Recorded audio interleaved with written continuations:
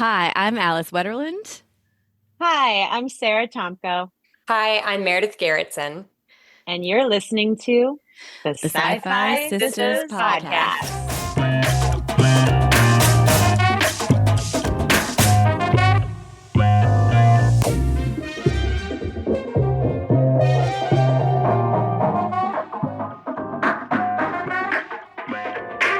Hey, everybody, welcome to the Sci-Fi Sisters podcast, where we give you our point of view. I'm Tamia Harper, and I'm joined today by my sisters, Yvette Blackman-Tom Hello. and Fran Taylor. What's happening?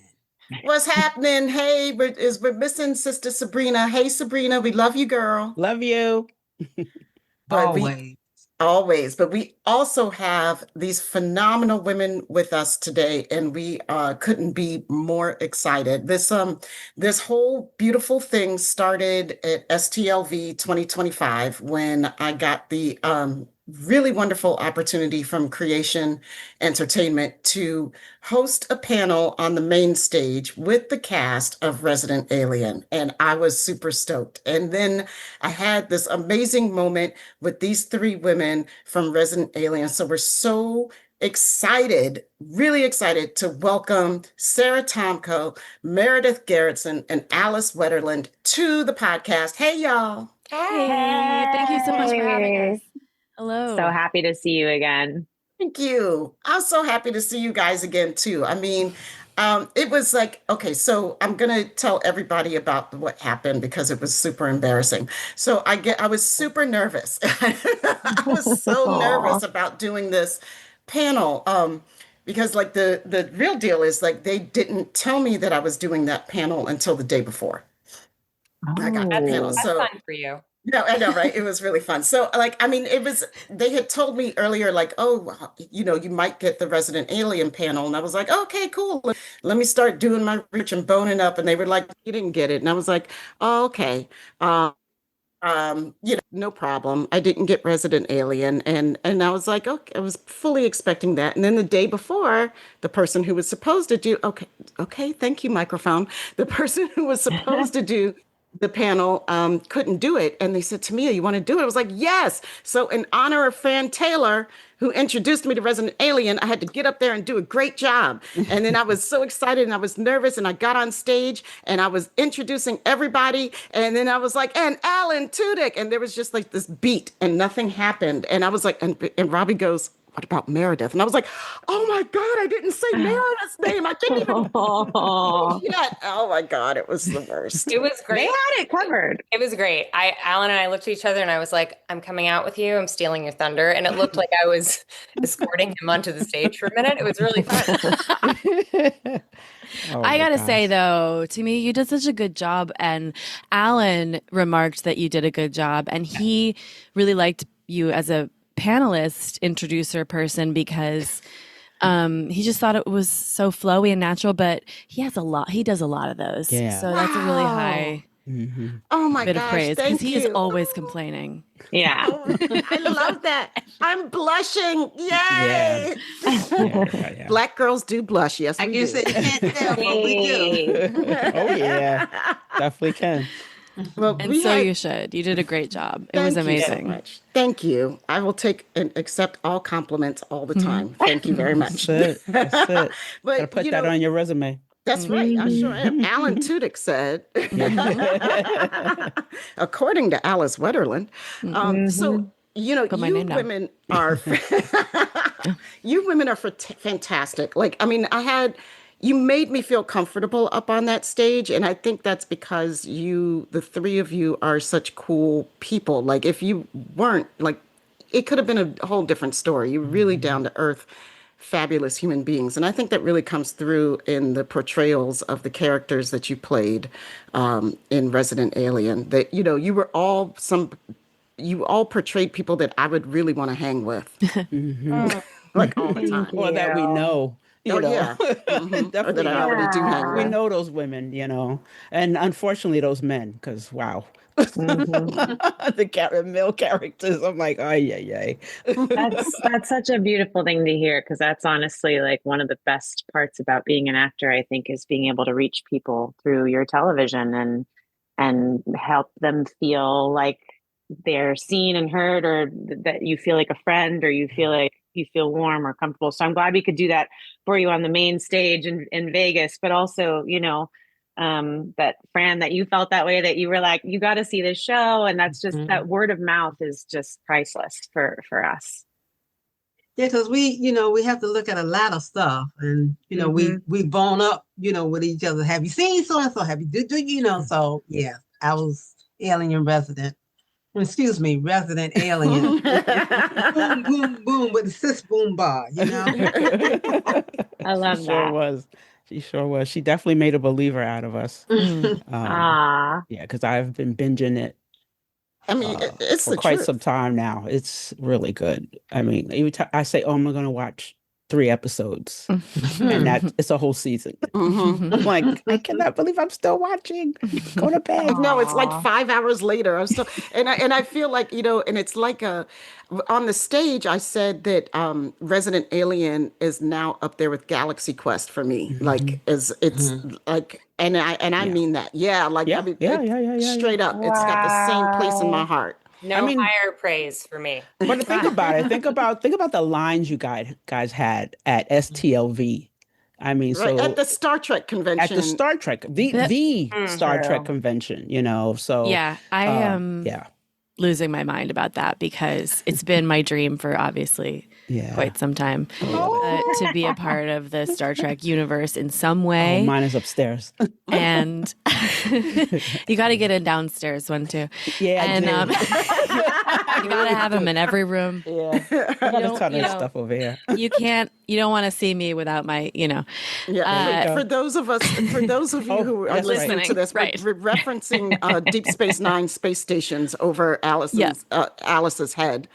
And Yvette is now trying to show off all her little models. And Fran has her own logo.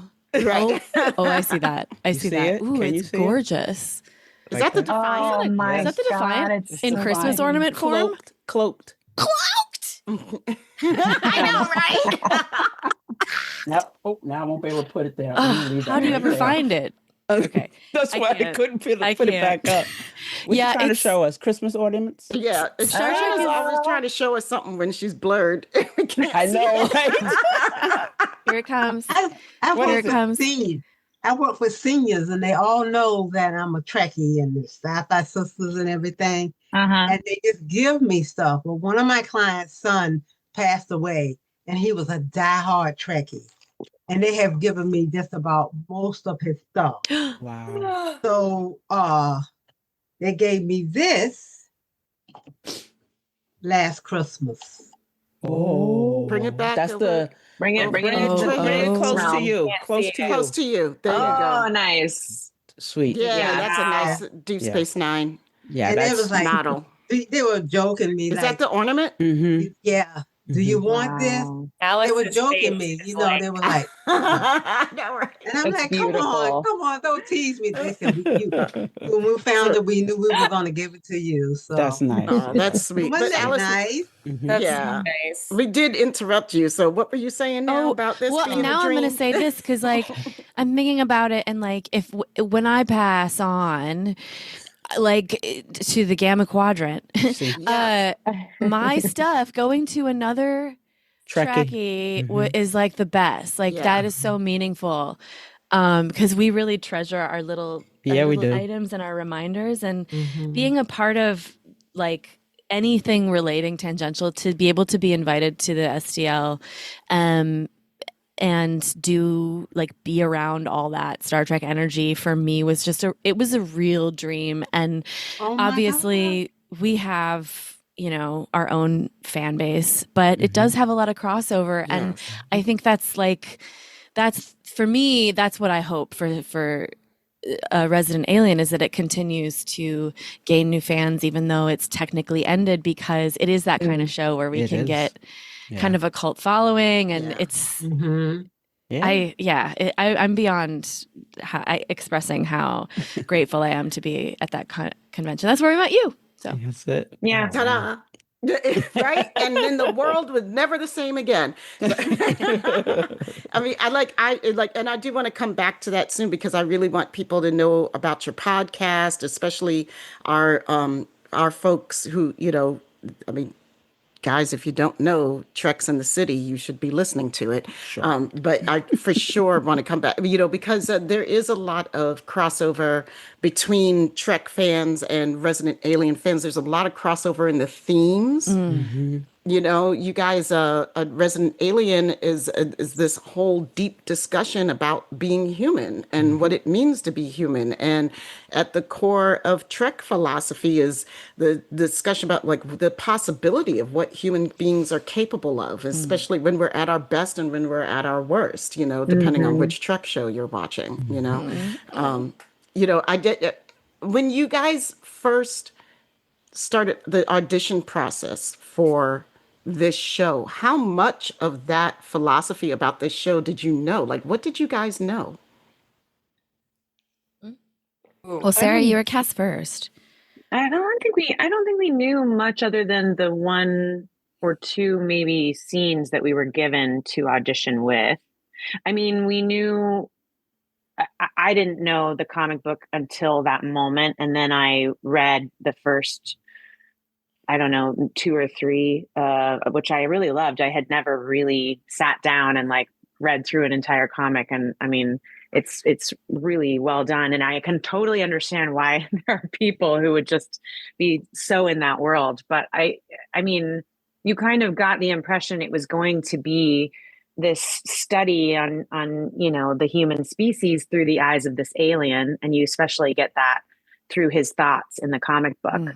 But they were very clear from the beginning that we were going to be using the same world and the same name, but we wouldn't be doing a lot of the same things in the comic book. So it was very like open, interpretive.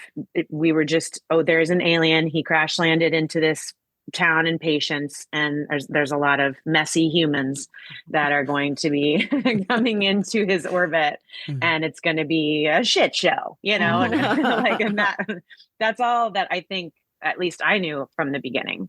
Yeah. I mean, it's a combination of some really great source material and then this fusion of, I think the sort of ethos of the show is formed from this great idea that came from the comic books, which are awesome.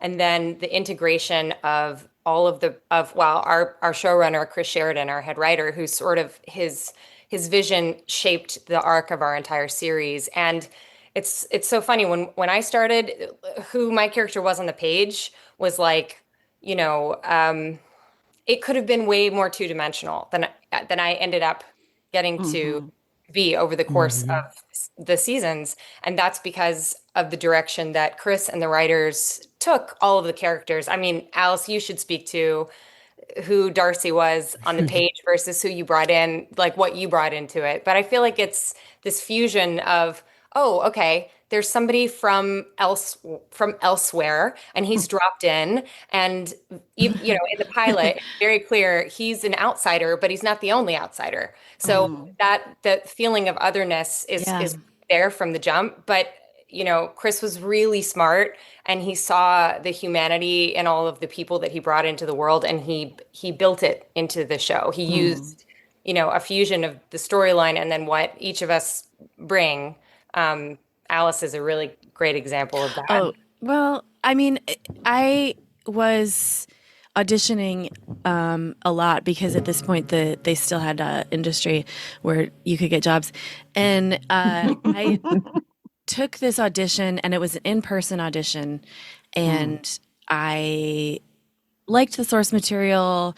She seemed clear to me who she was on the page, like kind of wisecracking person that I felt like I was pretty comfortable with. But I learned later that was not what they were planning for this character. They had a different, much more bubbly and light personality in mind. And then when they saw me, Chris kind of had a feeling like, I want to write this version of her instead of the one I have.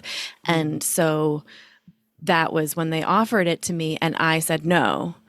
And because I had just wrapped filming another Alien show that shot in Canada. And I was like, I don't know if I want to be stuck in Is that Alien. People of Earth? Yes. I was like, I don't know if I want to go back to Canada. I don't know if I want to do this again. You know, we only had 2 seasons. It was heartbreaking. And, you know, I just was like, I want to see if I can get something here and not about aliens. And not because at the time I was like, it didn't feel like it was going to be a sci-fi show because People of Earth was great, but it was not a sci-fi show. You know, it had aliens in it, but it was not that kind of thing. So I didn't have that angle on it, and I didn't really see that in the pilot. So then Chris called me and we had a long conversation, and part of my reservations, pun not intended, is that there was this reservation, Native Americans living in proximity to the town. And I was like, what is this white man doing writing about all these Native people? And I was like, you know, kind of like, I don't, you know, I just was like, let me suss out because I want to know what his intentions are with this piece of work. Cause it's like, it's just always suspect. You gotta figure out. And he like swore up and down, you know, and he was just really, really adamant that I give it a shot. Like, and I was like, this is something that doesn't happen that often, that somebody comes along and is like, no, I see something in you. It's not about needing to fill this out. It's like, this is something that I want to do with you in a collaborative way. And, you know, he made it clear that the Native aspect of the show, like the people that were working on the show, we're not going to be a, you know, a sideline part, that it was integral to Harry's journey. And it was. So, yeah, that was my read on it in the first place. And I'm glad I said yes, obviously. Yeah. I think Fran saying that it's a good show made me watch it, because I did know that there was supposed to be a Native American indigenous part to this. And I was like, you know, I know how Star Trek treated I want to go down that road again, you know, but then right. So Fran saying, oh no, it's good, you know. So I was like, all right, I'll try it. And yeah, I was very, very pleased. Samia and I both have Native American background. So very tiny. Yeah. My mother says it's more than I think it is, but still, you know, but it's a connection. But it is right. There you go. It is a connection, and it's part of us. So I grew up.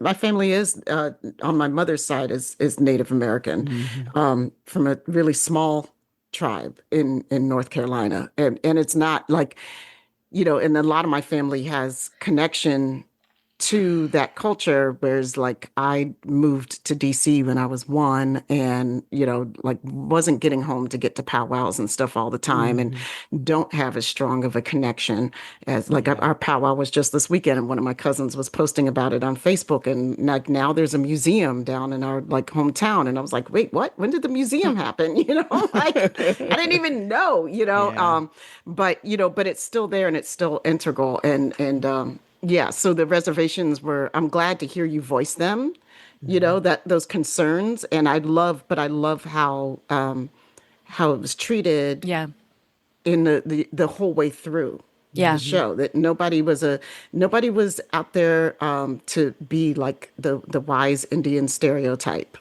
Yeah. You know, it felt they have that in the comic book. No shade on Peter Hogan, who wrote it. I mean, but there is an actual spirit warrior character to the father and the dreams that he has, and there's like a whole indigenous, very like chief on a horse, like cliche sort of picture that is posed there in the beginning, and they were really concerned about it not. Chris and his team of writers it was really important to them to be as authentic as possible, and to not let anything be a cliche, and to not let any character that was played feel like they were there, and that their indigenous background was like something that you had to put in the forefront in this way that was a cliche in any way, shape, or form. So that's why you just see people in the town that just happen to look a certain way that are, you know, the mailman or the flower shop, you know, the florist, or, you know, it was a really wonderful way of showing a small town full of many different people of backgrounds, shapes, sizes, colors, ages. I think they did a really great job in casting for that purpose. Even Peter Hogan talks about how he named Asta 12 Trees after a white woman named Helen 12 Trees, who was an actress in Hollywood. He just thought the name sounded Native American. So there's a lot of, and actually Asta in the comic book is, she's half Native and half Hawaiian. And I was always curious why they didn't want to try to maybe find that exact type of, background, because we're so much better now in casting with being representative of. Well, because we did start this project 97 years ago. Truly. So actually we had a conversation about that very thing. I asked that question, like, why didn't we go that route? Obviously we'd gone that route, I wouldn't have been up for the part. And even when I was up for the part, there was a moment in time where I almost didn't continue with the show, because my background, my representation for my Indigenous portion of my family's heritage is really, really blurry. It's my family was wrong. When I started going down the rabbit hole from the family tree and all the things they told me and taught me growing up, they were wrong. And actually who knows, Tamia, who knows, we might have some sort of relation, because my family's in South Carolina. It's Southern Eastern tribal roots, but it dead ends at a tribe they call Yamas or Yamasee. And that tribe is not actually, it's not actually known. There's a whole tribal culture in the country that says, like, whether you're actually written down as a tribe or not. And that tribe actually was divided up between a bunch of different tribes in the area that had been obliterated long ago. And they had people that came together. And when you go actually like try to find out information about that tribe, I think the chief of that tribe was like in jail at the time. And it's not like, it's like people call it like not real. They call it fake. Like there's a lot of, so there was a lot of education for me when I first was being cast on what I was taught, and then what I was learning as I was doing the show. And Chris and I had a big talk in the beginning about, like, the only way I think we can move forward with this is if she's adopted and she's trying to figure out who she is, because that's the only true authentic way that I could play Asta. And I could, and that we'd be able to say, well, yeah, she was raised in this Indigenous culture and she's surrounded by it in love. And there's so much authenticity there, but there's still her trying to figure it out, which kind of meshes together with Harry and the otherness and being able to really, check that box.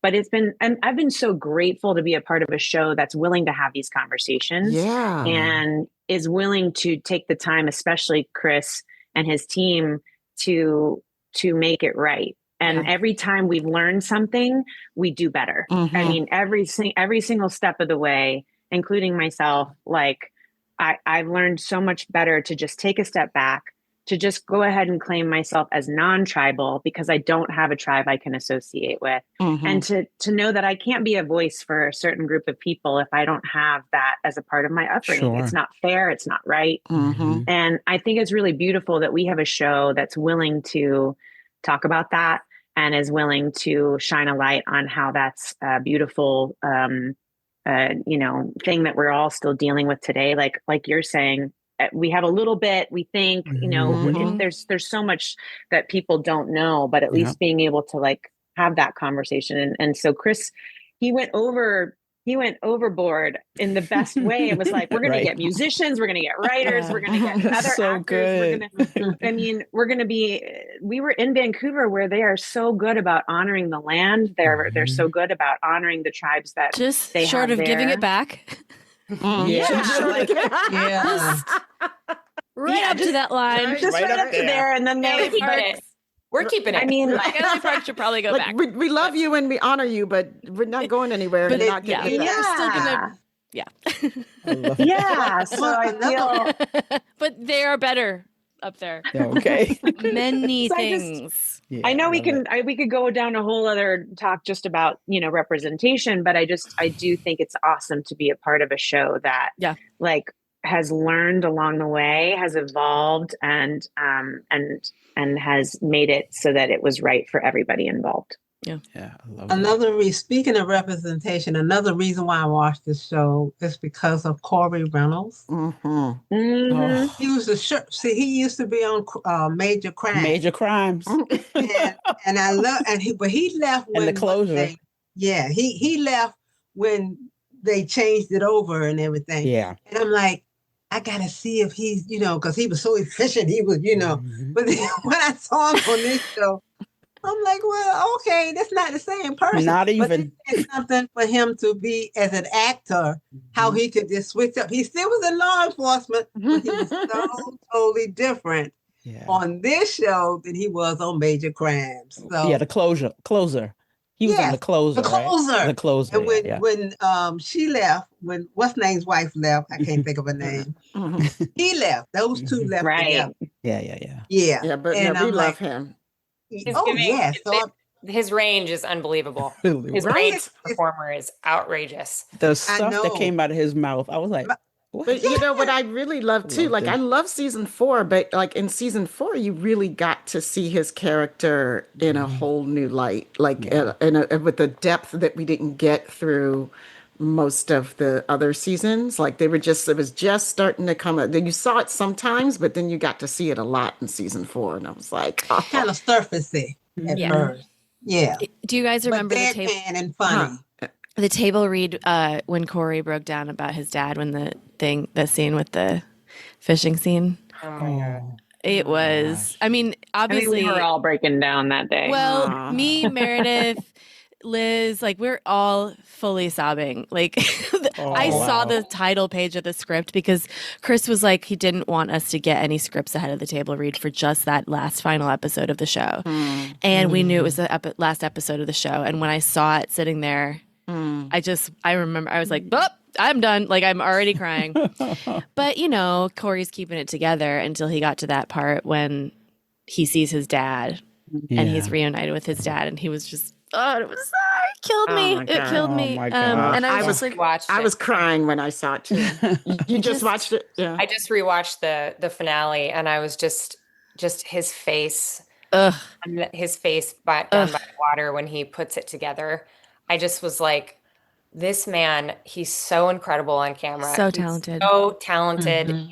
His face is unbelievable. And that moment, it's just so beautiful. It gives me goosies just thinking about it. Me too, yeah. Yeah. Oh, and man. to have him have this opportunity where he gets to flex his comedy muscles so much and then also always gets to land. Because he is a cartoon for a lot of the show. Yeah, he is. His character is ridiculous. His opinions are ridiculous. Yeah. And, we unfortunately live in a world in which the people with ridiculous opinions run the government. So it's not that far from reality.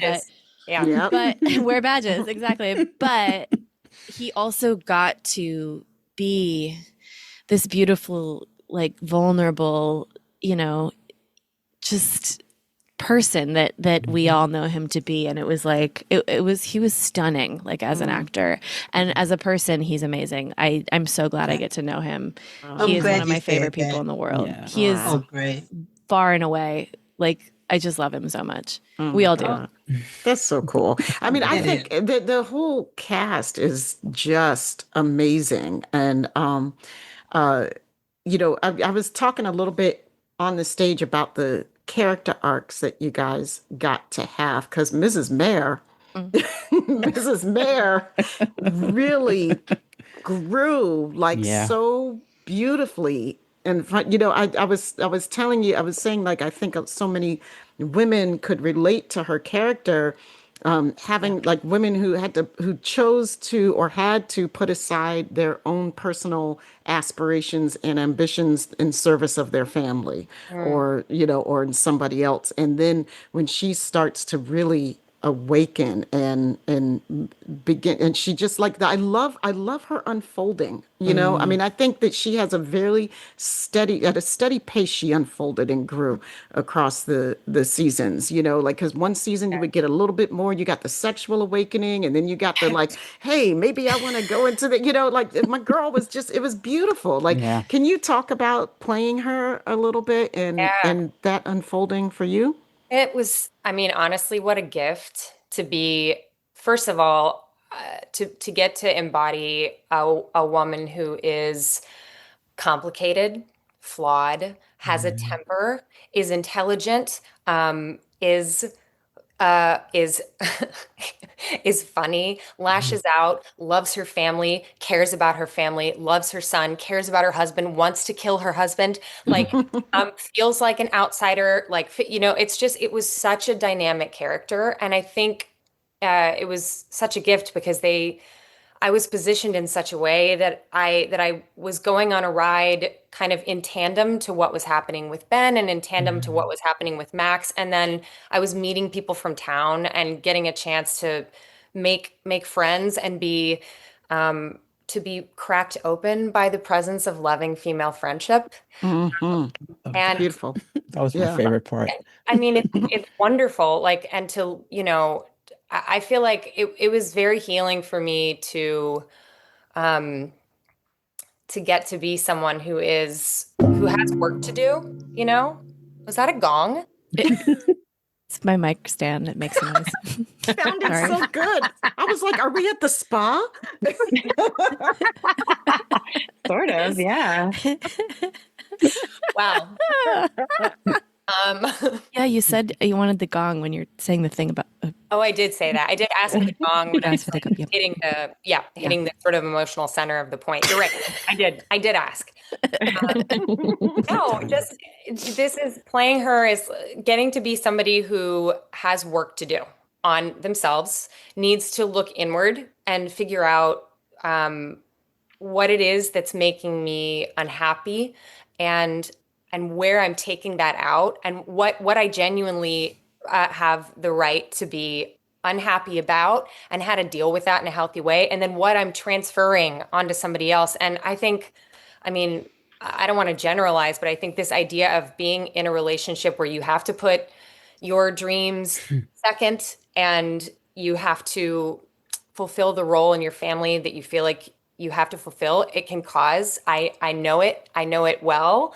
I've seen many examples of it. It causes a lot of resentment and a lot of like deep internal wounding and tension. And I think getting to be somebody who's like needs to run it out because she's going to punch him if she doesn't, or she needs to, and just, or who lets it out in strange and surprising ways, like wearing a horsetail to bed or a ball gag.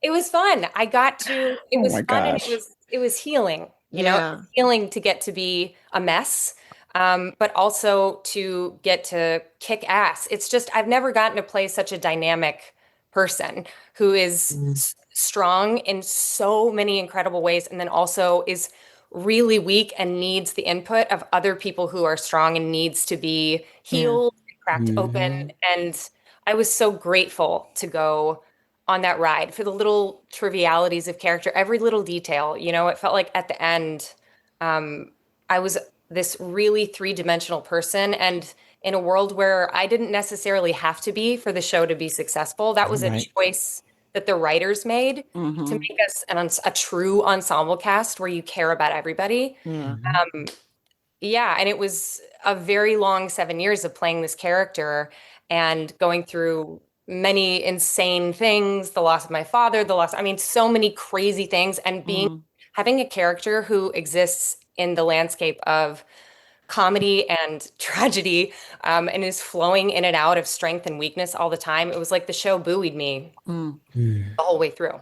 That's just want a long answer to your short question. Well, I just want to add from like a outside perspective, watching you work on Kate, seeing how you approached her in the beginning. I want to give you a lot more credit than the writers. Not to say the writers didn't also like listen to you, but like you did such a good job taking up space and saying she's not a two-dimensional character. Don't treat her like a two-dimensional character. There's a lot going on here. I just remember you having those moments where I mean, we all were fortunate to work with a showrunner who listened to our thoughts, but I just remember specifically, I mean, because that doesn't happen all the time. So that is it is a testament to Chris. But I just remember specifically you telling me, Mare, like these ways that you had these ideas about Kate and it came to life. You brought it to life. So I think she's so dynamic because you played her. I don't necessarily that's exactly that. True. Yeah. I don't think it would have been I'm not to say that no, other it's actors true. couldn't have been as dynamic, but do you know what I mean? He wrote her for you because of who you are. And that is true for all of us. And Chris is not perfect. He like with the native stuff, he went to the wall. Like he learned so fast and so hard, but you can only be one person. And so he's juggling all these things, and we have to advocate for what our characters are and who they are as three-dimensional people, because the one's going to get lost eventually.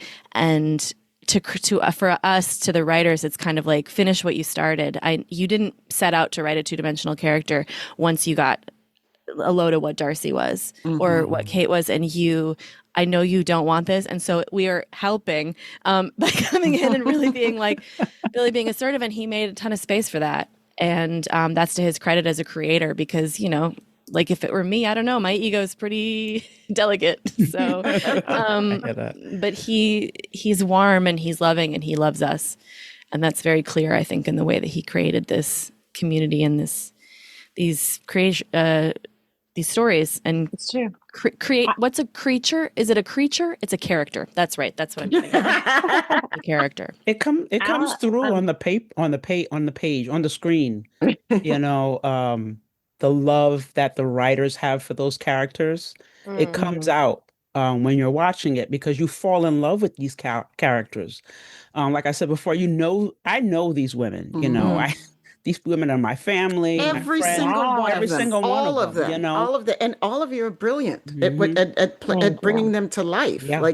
So brilliant. Like I have hung out and gotten shit-faced with Darcy, and or you are Darcy. I was Darcy, like I was in that bar, like that was my bar. That would have been my bar. Yeah. I wouldn't have gone to the yuppie bar. That would have been at the 59er,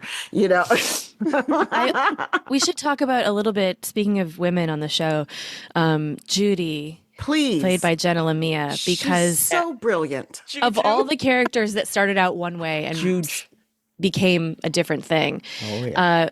And I also am going to take a little bit of credit for this. Again, I have a huge ego.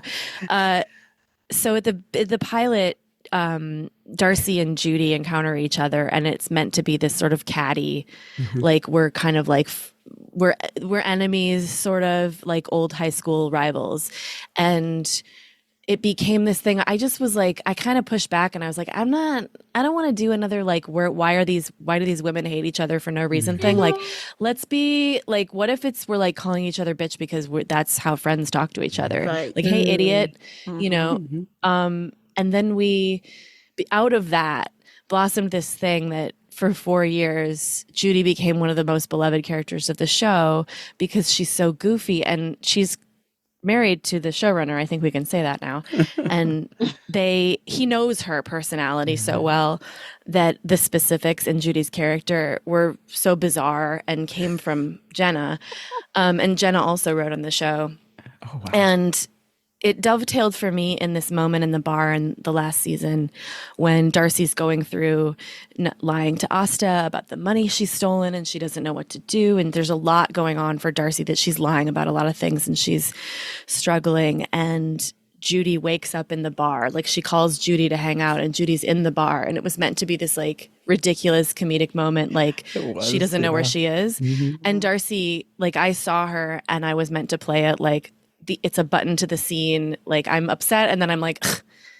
But I was sitting there and I knew where Darcy was at, like emotionally, just so torn up. And when I saw like my friend be extremely herself, Darcy just kind of melted, and it's just like, oh, thank God you're you and I'm here and we're together. And it just like changed the scene a little bit, because at this point, I, Alice Wetterlund, am completely in love with Jenna Lamia and like totally think she hangs the moon. And we have that in the show now. And I'm so happy about that.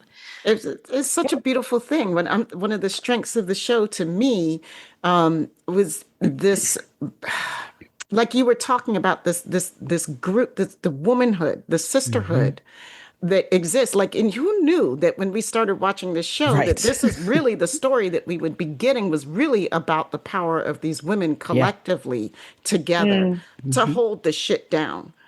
Like the whole, all the women are, as we always do, are saving all the shit, right? Yeah. And here, it really turns into a story about this collective womanhood and like the times when you had all the women were out together and we're going to pick you up and we're taking you out, or I got you, girl, come on, we're going over here. All of those moments. And what I liked, and I think I said this at STLV, was like, there was never judgment, between it was this beautiful acceptance. That you just are who you are. You're my girl. Like we all have our shortcomings. We all have our strengths, and the characters accepted each other where they were. And it didn't mean that they didn't love them any less. I would be, you pissed off with each other, but it doesn't mean I don't love you. Yeah. I think we did in a small amount of time. We really did showcase such a variety of beautiful female friendship. Like, obviously there's the dynamic duo of Asta and Darcy and how close they are as best friends. But, one of my favorite things was watching, oh my God. So sorry. I asked for that when I was talking. I remember asking for that when I started mentioning our friendship. But I loved watching it back and seeing Darcy and Kate have this new friendship that had nothing to do with how Darcy is with Asta. Right. It was like I got a window a little bit. I felt a little bit like I shouldn't be seeing this because Asta shouldn't know. Like I got a little bit of like, oh, she's having like a moment with another friend that is so beautiful but so different than Asta, and Kate is bringing something into her life that's helping her like feel stronger, and they're like fueling each other in the gym, and then just like with each other, the advice they were giving each other. And then like Judy, I love how you said that, Alice, like Judy comes in and she can just be herself, and Darcy feels like she can just let her hair down. And not to say you couldn't do that with Asta, but it just goes to show that like there are different women in our lives for different reasons. Exactly. And even Asta and Deputy Liv have a moment where you get to see that they grew up together, and there's a dynamic of like, I'll always be there for you. We're not like buddies. We don't hang out all the time, but like if you need me, I got you. And like you said, that was a through line all the way through. And obviously, being able to scoop Kate up during the Halloween. It's like our anniversary right now with Halloween. The anniversary of scooping you up, babe. But like. but also just to show that it wasn't none of it had to do with men. None of it had to do the pitfall of like so many plots is like women fighting over a dude, and just it's like I'm gonna bang my head against it's just so. And I loved this B plot about Ben and Darcy, and this like old thing that they had, real opportunity that's gone, but that like is that because Darcy is in the state she's in, that it makes its way into the present, and it could have been a real opportunity for a different show to create a catfight dynamic, and instead the two of us were like, actually the conflict is not about him. The conflict is that I respect you. I want you to talk to me. You and I need to talk face to face because we are friends, and that's what we deserve. I don't give a damn about a kiss. Who cares? Yeah, Like, right. Yeah, you've been married too long. Right. But yeah, we've been, you know what I It's mean? really like, she's like, honestly, tell me how it was. Like, I think that like, that was another thing about the judgment piece is that Darcy really feels judged by everyone. And especially somebody like Kate, who is like a gorgeous, you know, like Lululemon or oat milk latte in a person, like perfect on the outside. And she sees like, she sees Kate as this thing that's just like, that's the kind of girl who would always judge her. And she could never get, you know, never quite get that popular girl. And I think for Darcy, it's like, you know, I can take a little bit of Ben away or something, this like insidious little thing. And what they came to is like, actually, this is about like, Darcy needs the approval of someone like Kate. She sees Kate and she's like, I need you to respect me as well. Right. And these two women really just needing each other to see each other for them to feel whole, you know, and Ben's just also there. Like, I feel like Chris saw. Yes, like he's real life. Right. He's lucky to be there. Right. He's lucky. Chris- Exactly. Yeah. Like saw He the is. Bechdel test and was like, challenge fucking accepted. Like he was just like, I'm gonna go so far past, you know. So Yeah. I think that would be, if there was any spinoff, I think it should just be all about the female friendships. Like mean, there's like we've agreed that Patience is a place where magical, spiritual, sci-fi things happen. So like, let's just focus on the women of Patience and let those things happen, and we'll figure it out. I mean, you saw what we do when we come together to talk about equal pay. Like, we get it done. That's right. That's right. You know what I'm saying? Get it done, baby. I was loving that. I said, oh my God, did my girls organize or what? You know who, and you know, it was so fun in the aftermath of that airing to encounter men being triggered. The men They were so mad about that episode. Sure they were. Oh, I love that. Don't you love I call that? it the we culling. loved it. We lost some Culling, viewers nice. after that episode. We lost some viewership, and we were like, good riddance. Goodbye. Bye. Deuces. Bye. Want you there anyway if you gotta feel like It's- that. Yeah. So funny when like Trump supporters or whatever come into, or like misogynists come into my comment section being like surprised about who I am. Like, I feel like every time I'm like, I am screaming at the top of my lungs who I am. I will go out in NBCU's name and I will invoke sci-fi. I will invoke Amblin Pictures as many times as I want to and say, we all hate you. Like I just will go so fast. Like people like PR is like, please stop. And I'm like, I don't care. I don't care. And I just want you guys to know that we all sit around and look at what's happening to the earth and look at what's happening to, you know, our country, and we mourn and think that what you're doing is despicable. And they still keep coming somehow. I'm just like, they're dumb and they're gluttons for punishment. You know, like I'm like, you know, clowns, all of them, just clowns. Just use the clown emoji. It gets rid of a lot of people. Short and sweet. That's like a hack for life. I love that. Right? Send in the clowns. Exactly. The way we did, Sabrina and I, you know, got together to the origins of the Sci-Fi Sisters. It was she and I online because Sonequa Martin Green was getting so much hate and everything from these so-called Star Trek fans that really weren't. But they were mostly white guys, you know. They weren't so Star Trek Sabrina and fans, I are on there, and we're threading, and they actually didn't know who they were messing with. They did not know who they were messing with. Right. All these women, and they think, and the black one that, you know, it's like, okay, well, we need to show these people who we are, what we know, and get the F out of our face, because we know what, but they found out who we were. Yeah, they did. They found out who we were. That's and how we came about, all that stuff. And you know, we didn't need to get a seat at the the good old boys table, for lack of a better word. So we built our own table. So screw you. Hey, I love that.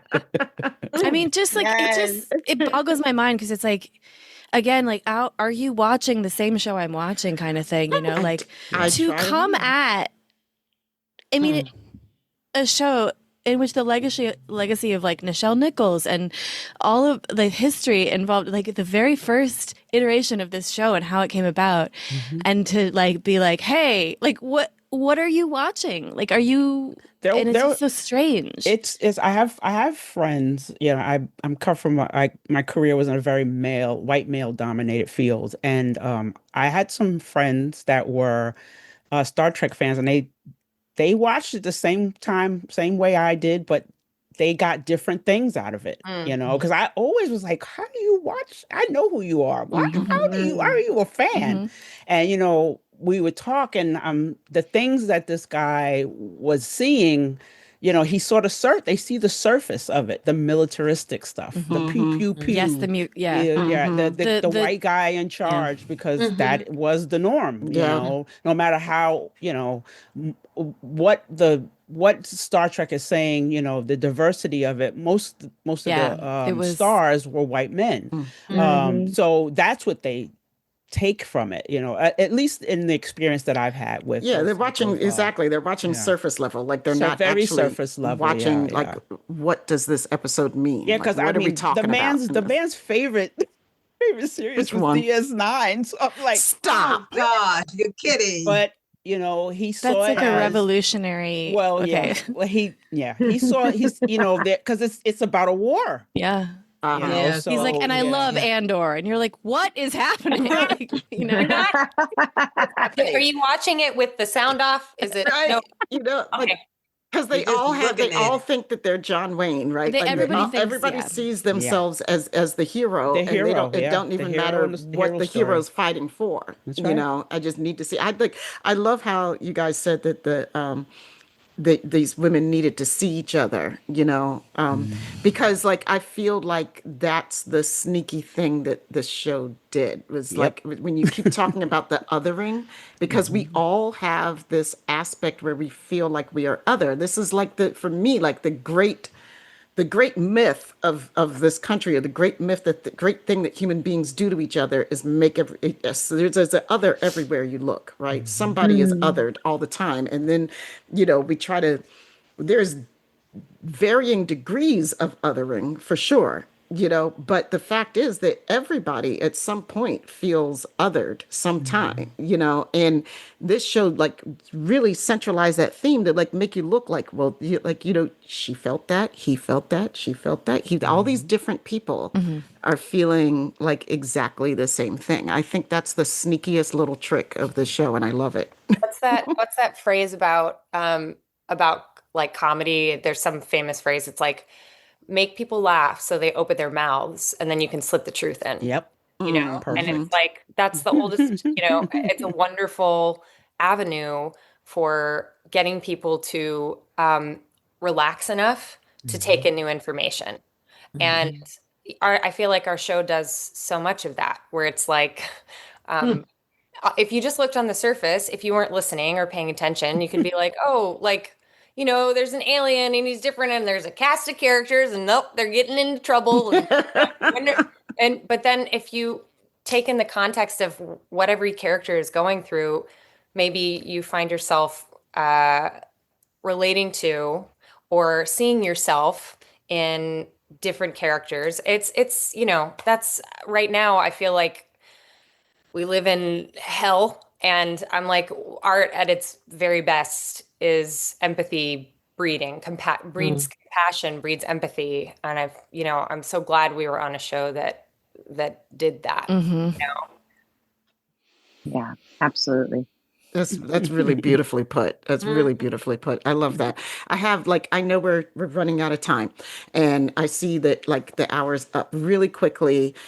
Two things. Again, I want to say it on this podcast, because for the people who didn't hear it at STLV, thank you for Alice for your portrayal of Darcy going through with her alcoholism. And you know, because it was such an honest portrayal, and I really related to every moment in her journey, even though my journey looked entirely different in a lot of ways. It looked really the same in a lot of ways. And, there were great details that were in there, like hiding bottles from people and, stuff. And when she hit her bottom, I was crying with her. And, and I knew all those feelings of shame and self-hatred and everything. And then when she finally went to get some help, like I was like, yeah, you know, um, because I've been there too, and you have two sober people on this show, like myself and Fran. Okay, so who's the other one?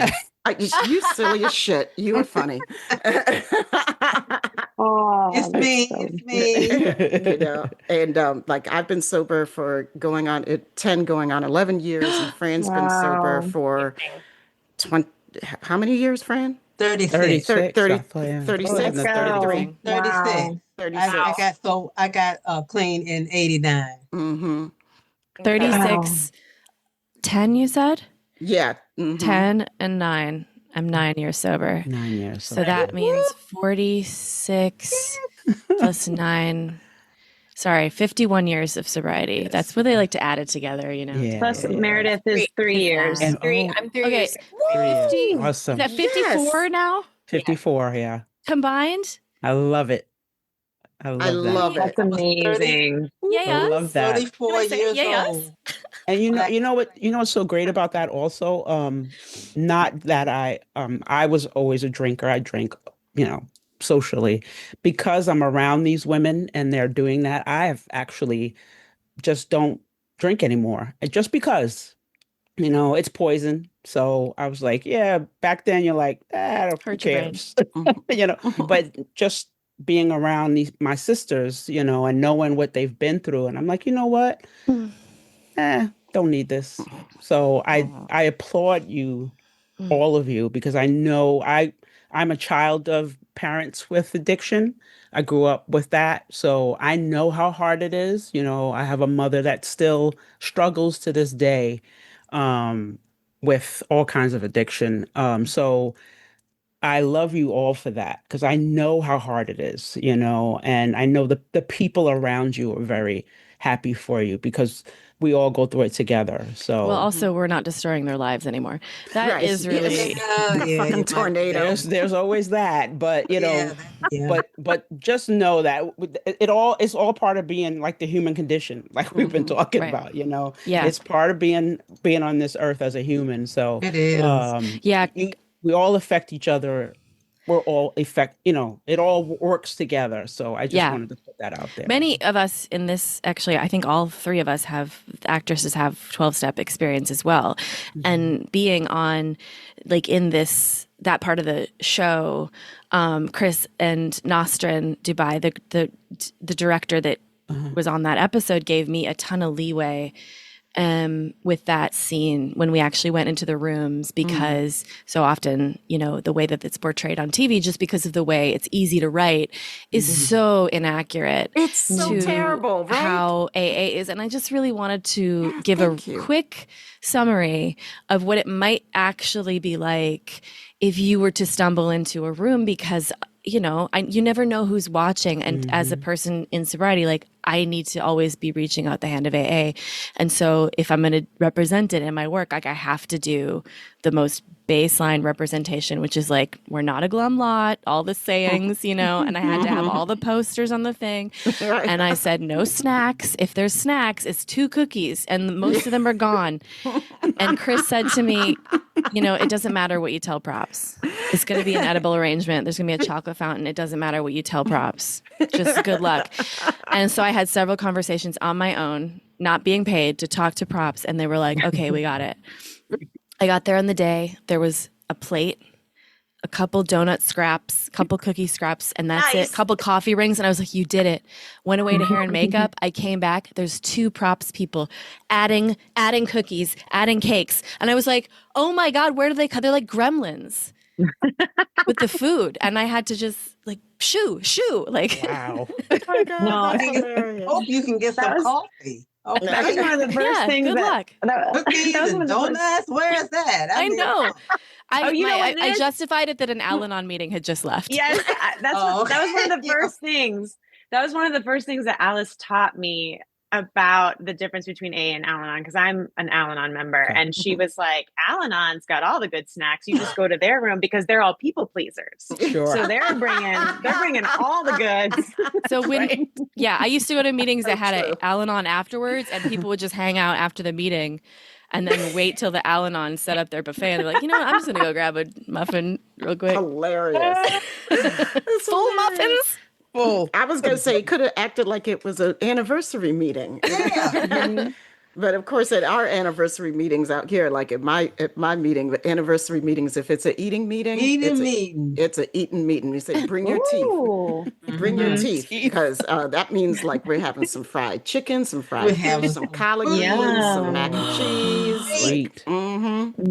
Booking a ticket. Meeting, baby. Book your ticket, come to DC. I want to eat and meeting. Right? I want to eat and meeting. Can we, you know what? We should do this again with the eat and meeting, and we're all together. We should. Exactly. We should. Well, you guys have like DC roots, like DMV roots, right? Both of you, you and Sarah, right?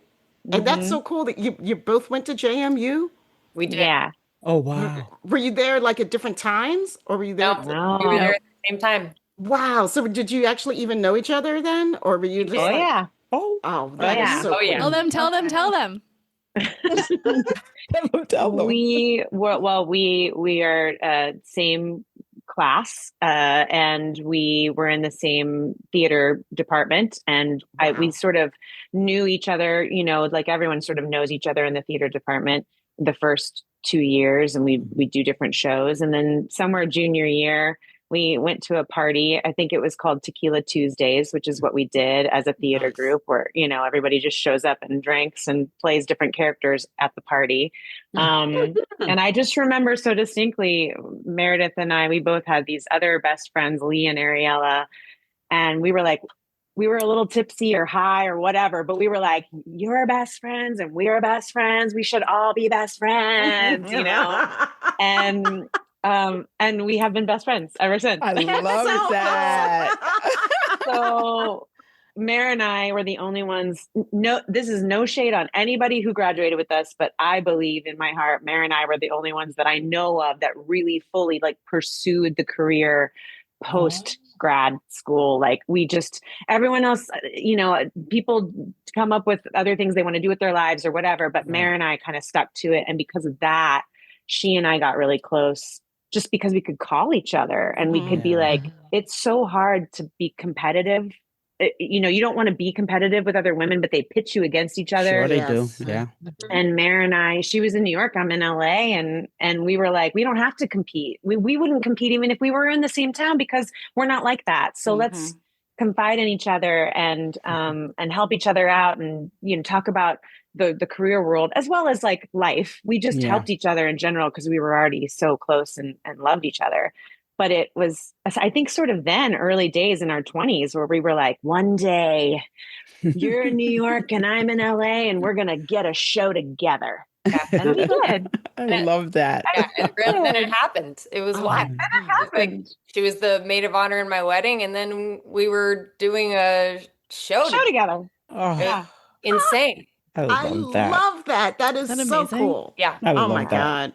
Which is probably why they would never let us act on screen together, right, babe? Because they basically were like, "You're already best friends. You don't need to do it on TV." And we were like, "Are you joking? We're in the same show." Very, very few complaints about the show, but one is, I'm like, y'all, it wouldn't have been that tough, right? A little cute.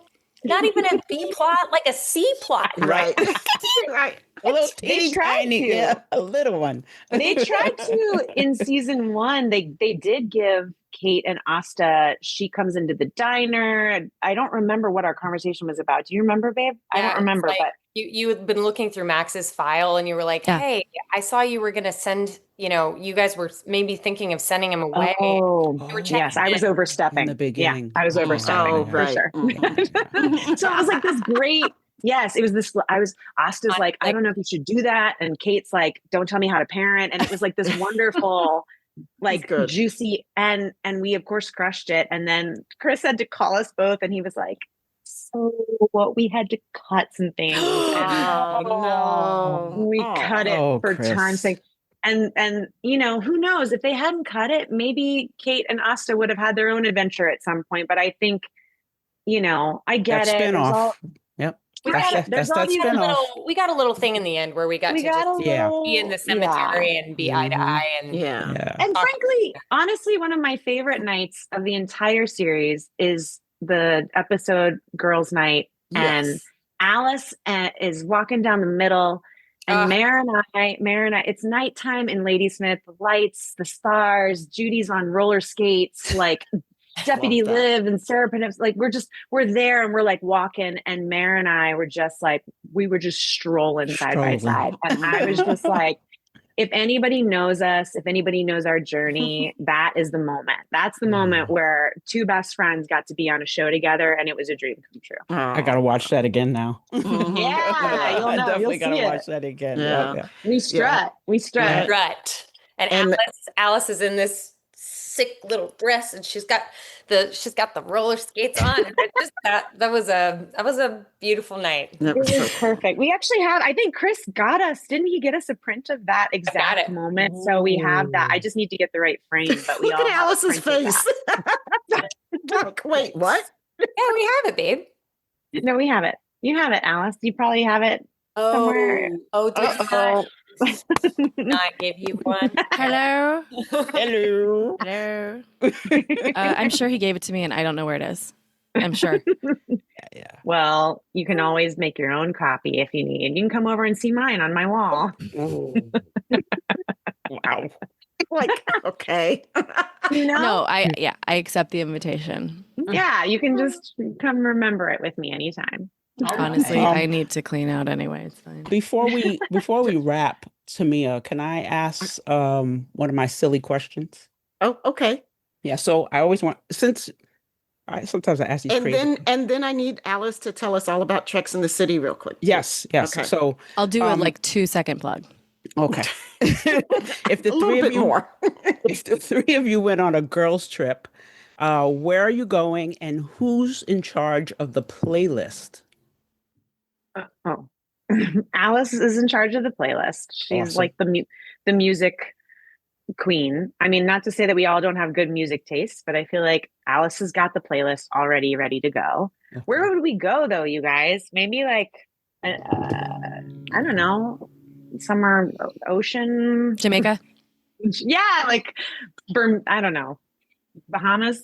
If I had an input, I would say it would be a very high-end, eco-friendly hotel with a wonderful spa, but also a place where we could get away from tourists and go into nature and be with the people who actually live there.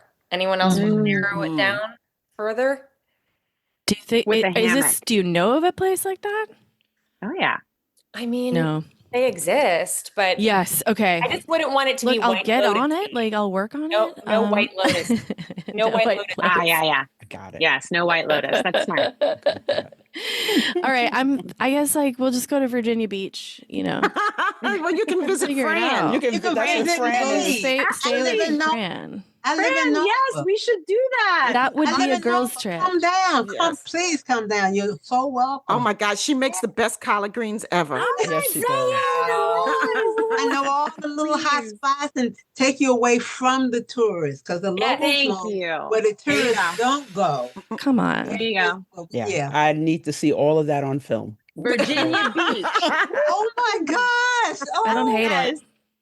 Yeah. I love it. Actually, Fran, it might happen. It might happen. For real. And you're welcome. And I was because I can't get into it, but years and years ago, these ladies came down from New Jersey, came down here, and they was going. I'm like, no, y'all don't need to go there. Let's take you this place, and we're gonna do this, and we're gonna do that. And we had the most marvelous time that whole weekend. I had a Chevette where I put the hood, the hatchback up, and we were riding. Okay, I was drinking and getting high at the time, so I was doing some crazy shit. Right. Fran had the Chevette. I'm dying. That's the hatchback. You know that Chevette? Yeah. That's good. Tearing it up. Back. That is so good. Oh, that takes me back. With the hatchback up, and we were Yes, all girl. around town. Oh my That's God. like had a ball. Let me tell y'all, Fran is styling and profiling all the time. She knows all the good places. She goes all the good jazz things. We're gonna take you up on music. Let me tell you. Please. And I'm not just saying that shit. I'm not come into town. I'll show you around, and you don't have to be worried about tourists and shit. Yeah. Okay. Yes. Appreciate you. Thank you. We're kind of on board. Yeah. You're welcome. We will do it. We got to look at schedules because sounds Okay. pretty good. Okay. My microphone is just like doing some craziness all the time. So, all right. Thank you, microphone. You're welcome. He's sentient. Okay. We have a good relationship, me and my microphone, except for if it gets ornery like now and it keeps switching. So Alice, please tell us about Treks in the City, because that is a fun show. But people, like, you guys are hilarious. And I started listening to you and I was like, look at these kids. And when you started, like, it was like your first watch through or second watch through? It was my second. It was both mine and my co-host Veronica's second or third. I mean, I'd seen most of the episodes multiple times, but it's a TNG show. It was TNG. It was TNG when it started. But our guests, a lot of them were not acquainted with the show. So we did shows weekly and we had guests pretty much. And then we decided to kind of move on when we did DS9 and not do guests. And then my co-host got pregnant and sort of semi-moved to Europe. And it became it's already impossible to record with her because she doesn't know about like the concept of time. She just lives in another realm, really. She's like one of those people who communes with the crystals and everything. And it's great, but it's really hard to schedule. And we miss her, but I started doing the show with my other co-host, Skylar. And now we have guests, and now we have a recurring guest known as Sara Tomko, who has become a regular on the show. I heard she's cool. We kind of are departing away from doing constantly like just Star Trek, a chronological watch through, because we really want to talk to people about, for instance, we had my friend Danny on and he just talked about his favorite character the whole time and brought clips. And so we're starting to do more episodes like that, but it is a very, very comedy forward podcast. Like we do a lot of joking around, not quite as much heavily Star Trek, like the lore or the history of each episode as much. So I feel like there's other shows that you can get your fill of that, and we're not necessarily that. It's just us kind of making fun of O'Brien and what he goes through. So O'Brien must suffer. Yeah. That's so awesome. Oh my God. Please tune in. It's everywhere you get your podcast. It's Treks in the City. There is a Patreon that you can subscribe to get fuller episodes, but there's free episodes as well. Awesome. So yeah, give it a shot. Yeah. It will be the link will be in the description of the show. I would love to do a show with you guys sometime. Absolutely, yes. Like a Trek specific. Suffice to say, we will make that happen. Whatever kind you guys want to do. We also have a live show on Tuesday. Well, some Tuesdays. So we'd love to have you come on and just talk some Trek with us. For sure. Especially when maybe when the new show comes. The Academy one? The Academy one, yeah. I know. I think that's going to be January. So, when we come back from our vacation. Yeah, our girls trip. Yes, the girls trip. Right? I mean, suffice it to say that, like, this has been, one of the best times I have had ever doing one of our shows. I mean, thank you so much. I mean, and I would Sabrina's love like... to I know, yeah. She's like, bitch. Better rephrase that. We love you, Sabrina. We're thinking of you, Sabrina. She's gonna love that. I mean, please feel free to come back. Like, I love all of you women a lot, and I'm following everything you do now. I'm rooting for you and everything you do, because we really appreciate what you guys gave us. And so you've got new fans, you've got lasting fans, because, we're Trekkies, so we just don't give shit up. Don't give up nothing. Oh, well, thank you so, so, so much for letting us come on here and shoot the shit with you guys. It's been amazing. And we're fans of you as well. Yeah, the vibe. Thank you. Are very good. We're so happy to be here with you. Thank you so much for letting us just be idiots together. Oh, yeah. And we can do, honestly, like, we can have girl talk anytime you want. So just let us know. We'll set it up. We can pick a topic. You know? I love it. That's a whole new show, right? That's a whole new show. That's it. Just write it down, producer lady. You know, I always got it. I already got. I'm good. I got a whole bunch of stuff. I'll be calling you guys for. Don't worry. Okay, good. I want to say thank you because I'm a little giddy now, and never my wildest dreams, as I say. You know, like you look at the show.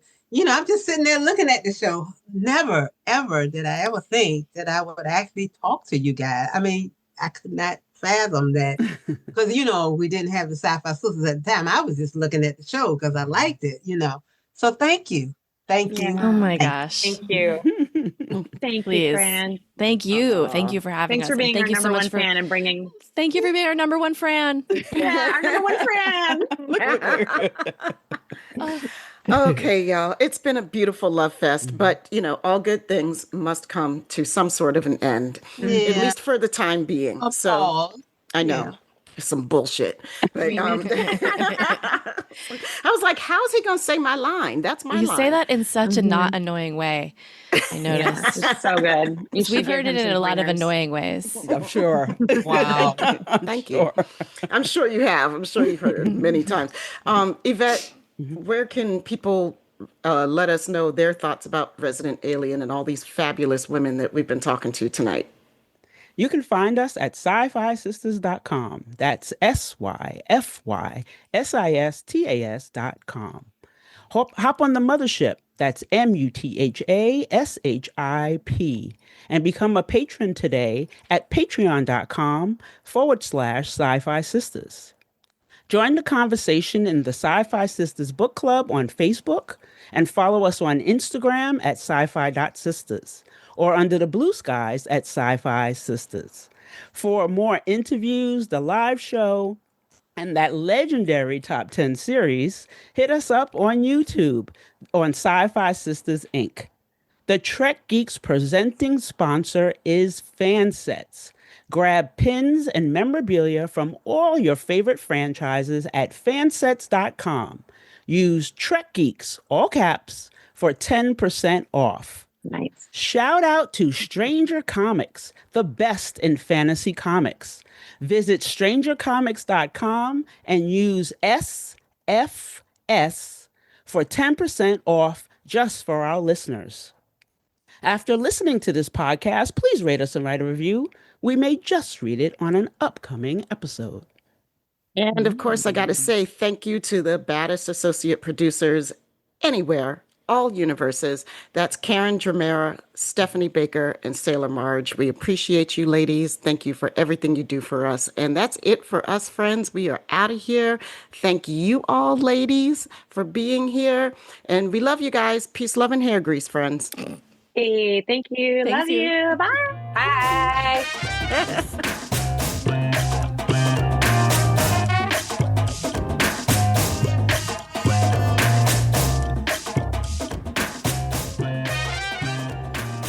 Hey everybody, Sister Tamia here with the Shorty shoutouts for this month. We'd like to thank the following patrons for your amazing support. Mark R.G., Kat, Anthony Aponte, Frankie Dawn Engelbert, Jay-Z, Pranakasha, Daryl Lockhart, Janet K. Harlow, Eric, Lamaya Lancaster, Allie Ashmead, B. No, Tara, Cleo Townsend, Sandra Aponte, Lenny, Michael Stakem, Allison Leach Hyde, Mike and Kristen Holton, Ayana Mae Tom, Casey Shafsky, Brad DeMag, Mike Nauer, Cassandra, Bruce McMillan, L.J., Tara Jefferson, Bernadette Garcia Galvez, Rhonda G., Rita Persant Nethersole, Bill Erickson, Zakia Graham, Linda Anderegg, Jeffrey Cochran, Old Klein, Peter Heisler, Olga Kravchuk, TJ Jackson Bay, Liza Albright, Kaylia Zawaki, Stephanie Baker, Sailor Marge, Stephanie Dole, Jamal Taylor, Scott Jensen, Ann Bradley, L.M., Dave A. Gregory, Eve England, Dafid Balston, Karen Dramera, Sue K., Muhammad Noor, Susan V. Gruner, and Anna Post. Thank you all so much for your contributions. We love you.